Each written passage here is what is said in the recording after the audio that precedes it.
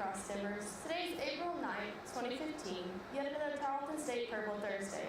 This is Texan TV News from Tarleton State University campus in Stephenville, Texas, and I am Sara Honeycutt. And I am Ashley Ford. In campus news, as you know, it is Tarleton's Founders Week here on campus, and today Tarleton will be conducting the Silver Tap ceremony. We have Tarleton Ambassador and member of ROTC, Adam Barnes, here in the studio with Sean Hargrove to talk about tonight's event. Thank you, Sean.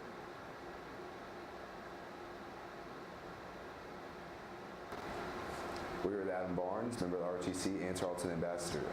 Welcome, Adam. Thank you for having me. With it being Tarleton's Founders Week, with Silver Taps being the event tonight, can you kind of explain what that is? Silver Taps, with us being a military school formally, we're getting back to our roots and back to our heritage. And whenever a fallen soldier dies, you play taps and you do a 21-gun salute. And here at Tarleton, one of the very first traditions that you do whenever you come here to Tarleton is you do the candle lighting. And you light a candle which symbolizes your flame here at Tarleton. And we are tonight symbolically extinguishing that flame for all our fallen alumni, faculty, and former students. Okay, so being a member of the ROTC and Tarleton Ambassadors, what's your role tonight in that event? Tonight I will be the NCOIC, or the non-commissioned officer in charge of the 21-gun salute.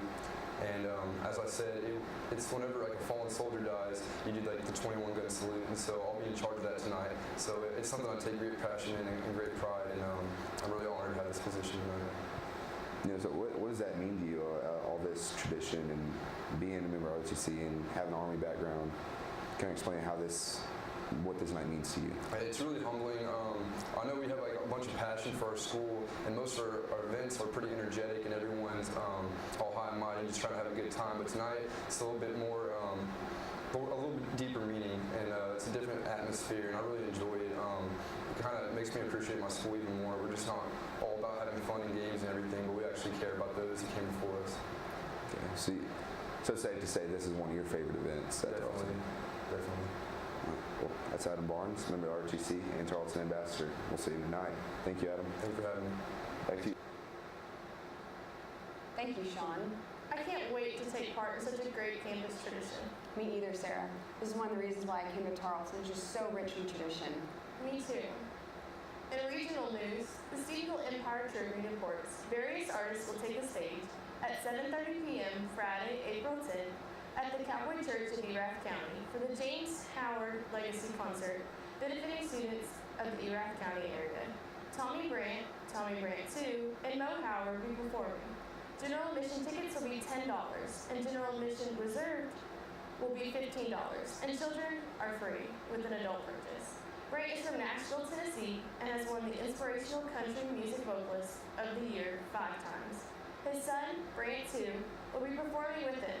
These two have played more than 150 shows a year across the country.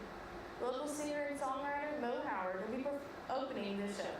He recently signed a contract with Cheyenne Country in Nashville, and his latest music video will debut on country music television show Cheyenne Country later this spring.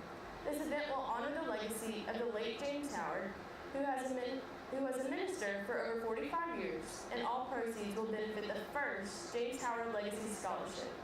Students of the Erath County area can apply online at www.mohoward.com. A scholarship like this is a great opportunity for people of the Erath County area. Yes, I agree. I encourage many students to apply for the scholarship. Free money is good money. Oh, always. And now with today's Texas national, international, and sports news from the Associated Press. In Texas news, in Argyle, a 22-year-old worker died after being run over by a trailer behind a truck his father was driving at a North Texas high school. It's the second death in less than a week at the construction site at Argyle High School. Troy Taylor of the Denton County Medical Examiner's Office tells the Fort Worth Star-Telegram that when the accident happened Tuesday, the worker, Daniel Warren, was helping guide his father, who was driving a truck towing a trailer. Argyle Fire Chief Matt Honenberg called it another tragic accident in almost the exact same spot, where on Thursday, the framework of the Indoor Activity Center under construction collapsed, killing 22-year-old Daniel Warren.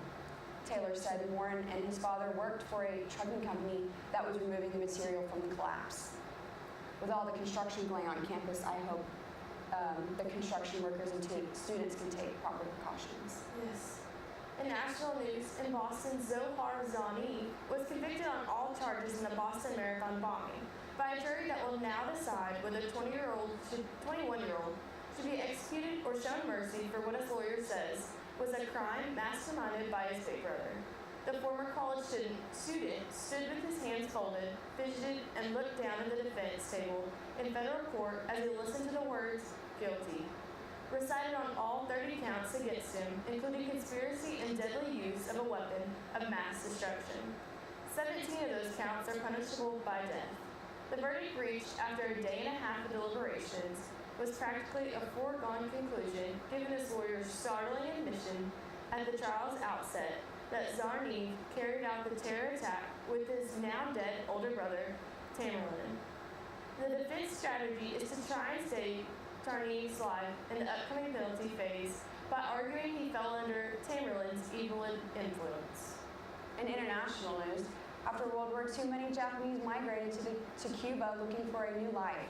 Their surviving descendants strive to preserve their colony for future generations. The Associated Press has the rest. For 83-year-old Akio Hirata, preserving tradition is carrying on rural Japanese family life in Cuba. We work here in Cuba. We have a farm and a house. That's the idea that my father had. 4 generations of the Hirata family have called this Cuban island home. After World War II, some Japanese families fleeing their destroyed homeland came here to make a new life. Most left after the Cuban Revolution. Fewer than 100 remain. Akio says the high expense and a sense of family obligation keep him from leaving too.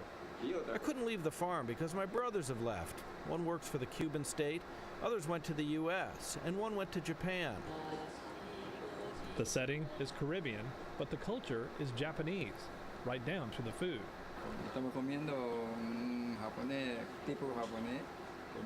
We are eating Japanese style, which is very tasty because it doesn't have a lot of fat, and I'm very satisfied with this. Akio is the last of his generation on the island, but he hopes his grandchildren will maintain their Japanese-Cuban tradition. Walter Ratliff, The Associated Press. In recent sport news, playing the Masters for the first time since his debut in 2011, Charlie Hoffman shot a 5 under 67 to become the leader in the clubhouse. He was in the first group of the day with Brian Harmon and got off to a good start, making birdies on the 3 of the first 5 holes. Hoffman closed even better with an eagle at the par 5 15th, a birdie at number 16, and a 5-foot birdie putt at the 18th for his lowest round ever in a major. At the moment, he's 2 shots clear of the field. Justin Rose and Bill Haas are both 3 under. When he played the Masters 4 years ago, Hoffman finished and tied for 27th. And now Megan Andrews with today's weather. Thank you, Sarah and Ashley. For today's weather, we will have a high of 84 degrees and partly cloudy skies during the day. And tonight we'll go into the lower 50s with a 70% chance of rain and winds 10 to 15 miles an hour. Stay dry, everyone. Back to you, Sarah and Ashley. Thank you, Megan. Today's broadcast is produced by Ariel Hall, Sean Hargrove, Megan Andrews, and I am Sara Honeycutt. And I'm Ashley Ford. You can watch Texan TV News live Monday through Friday at 11 to 1 and on Northland Cable Channel 9. Don't forget to tell your friends about us and become a fan on Texan TV News on Facebook. Tune in tomorrow for the latest news from the Tarleton State University campus in Stephenville, Texas.